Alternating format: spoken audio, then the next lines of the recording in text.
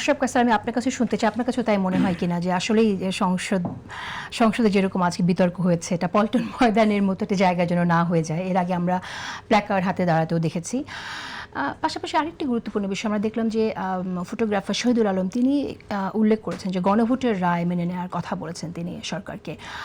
কিন্তু গণভোট নিয়ে যে কথাটি আসলে এখানে আলমগীর পাভেল যে কথাটা উল্লেখ করলেন সেখানে তো কিছু বিষয় আছে, যে নোট অফ ডিসেন্ট আছে বিএনপির দিক থেকে দেয়া, বিএনপির 31 দফা আছে। আপনি কি মনে করেন যে ফয়সালাটা আসলে কিভাবে হওয়া উচিত? আজকের সংসদ অধিবেশন দেখে আমার কাছে মনে হচ্ছে অত্যন্ত বিশৃঙ্খল, এবং যিনি স্পিকারের দায়িত্ব পালন করেছেন তিনি হয়তো তার দায়িত্বটা ভালো করে এখনো বুঝে উঠতে পারেননি। আর রুলিং দিয়েছেন, রুলিং অনুযায়ী সংসদ অধিবেশন চলছিল না। দেখুন, বিরোধী দলের একটা চেষ্টা থাকে সংসদকে উত্তেজনার দিকে নিয়ে যাওয়ার, কেননা তারা সবসময় মনে করে থাকে যে সরকার তাদেরকে চাপিয়ে রাখতে চাচ্ছে, কথা বলতে দিচ্ছে না, অধিকার দিচ্ছে না।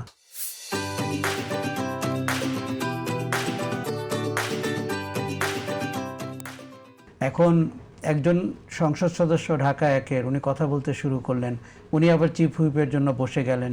চিফ হুইপ তাকিয়ে থাকলেন স্বরাষ্ট্রমন্ত্রীর দিকে, স্বরাষ্ট্রমন্ত্রী বক্তব্য দিচ্ছিলেন আইনমন্ত্রীর।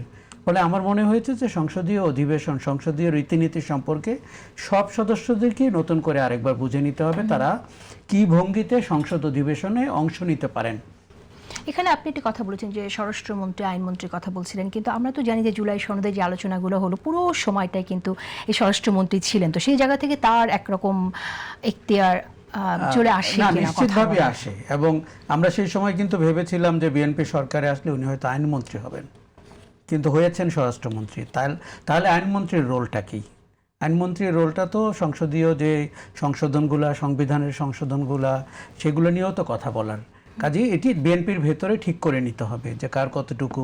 এটি হতেই পারে সালাউদ্দিন আহমেদের মানে পরম্পরা হিসেবে ওই যে আলোচনাগুলোতে উনি ছিলেন, নোট অফ ডিসেন্টের আলোচনায় নেতৃত্ব দিয়েছেন, অনেক কিছু মেনে নেওয়ায় নেতৃত্ব দিয়েছেন, আমরা সব প্রেক্ষাপটটি জানি। কিন্তু এখন একটা সিস্টেমেটিক ওয়েতে আপনি সংস্কারের যে মূল চেতনা বা আশা আকাঙ্ক্ষা সেটিকে আপনি ইনস্টিটিউশনালাইজ করতে হবে। দেখুন, আমাদের সবার যদি উদ্দেশ্য থাকে যে আমরা জনগণের আশা আকাঙ্ক্ষার বাস্তবায়ন ঘটাতে চাই, তাহলে কিন্তু এটি খুব বেশি দিনের কাজ না। এবং পাভেল ভাই যেমন করে বলছিলেন, আপনি যেরকম 133টি অধ্যাদেশ নিয়ে একটি কমিটি করেছেন, এবং দেখুন ওই কমিটি কিন্তু বলছে যে 20টিকে হয়তো বাদ রাখতে হবে, বাকিগুলো নিয়ে আমাদের তেমন 24টির কথা বলছে, আপত্তি নেই, 24টা নিয়ে আলোচনা আছে। হ্যাঁ, আপনি যাচাই বাছাই করবেন। আপনি একটি অন্তর্বর্তী সরকারের অনেক কিছু আপনি মেনে নেবেন না, তারা জনগণের ভোটে নির্বাচিত ছিল না, তাদের অনেক অ্যাডমিনিস্ট্রেটিভ অদক্ষতা আমরা দেখেছি, তাদের জুলাই চেতনার উপলব্ধির জায়গাটি খুব দুর্বল ছিল এমনই আমরা দেখেছি। কিন্তু সেইভাবে আপনি সংবিধান সংশোধনের জন্য কমিটি করছেন না কেন? দেখুন, এই আজকের উত্তেজনা, বিশৃঙ্খলা, হট্টগোল কিংবা আগামীতেও হবে। আমি আপনাকে আপনার অনুষ্ঠানে ওই দিন বলেছি যে 5 বছর ধরে এটি অপোজিশন টানতেই পারে এবং তাদের সেই অধিকার রয়েছে। আপনি জানেন আজকে সংসদ ভবনের বাইরেও প্রতিবাদ হয়েছে, বলা হয়েছে যে গণভোটের রায় বাস্তবায়ন কি করে হবে। এই প্রশ্নটি তো বিএনপির নিজের ভেতরেও থাকার কথা, তার দলের নেতাকর্মীদেরও থাকার কথা। এবং বিএনপিকে বারবার যে পোর্ট্রে করা হয় যে বিএনপি সংস্কার চায় না, আমি শুরু থেকেই আমি নির্বাচনের আগেও বলেছি এটি অন্যায়, এটি বিএনপির বিরুদ্ধে একটি প্রোপাগান্ডা। কিন্তু এই প্রোপাগান্ডা জায়গাটি যদি মনে হয় যে বিএনপির রাজনৈতিক কৌশলে এখানে কোনো ভুল আছে, দেখুন আমার মনে হয় ব্যাপক ভুলের মুখে বিএনপি। এর মধ্যে একটি হচ্ছে যে এই সংস্কারের ব্যাপারে বিএনপির অবস্থান।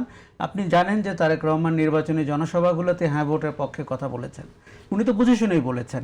তাহলে বিএনপিকে আপনার ইতস্তত করা ছেড়ে পরিষ্কার অবস্থান নিতে হবে যে আমি সংস্কারের কতটুকু অংশের ব্যাপারে আগ্রহী, কতটুকু আমি করব না।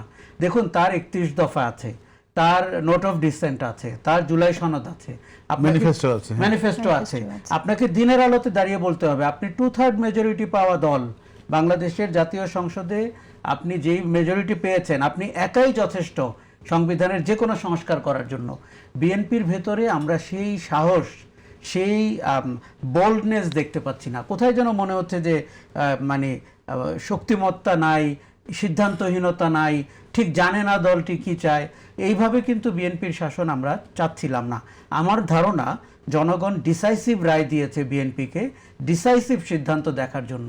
সেই জায়গায় বিএনপি রাজনৈতিক কৌশলে পিছিয়ে আছে, যার সুযোগ পুরো মাত্রায় নিচ্ছে। আপনি জানেন যে জামাত ইসলামী, এনসিপি মিলে একটি শক্তিশালী বিরোধী দল তৈরি হয়েছে। এবং আমি কিন্তু সংসদে সংখ্যার বিচারের চেয়ে মানে তাদের কোয়ালিটির বিচার বেশি মনে করি। কাজেই আপনাকে এই জিনিস বেশি দিন জিয়ে রাখতে আপনি পারবেন না।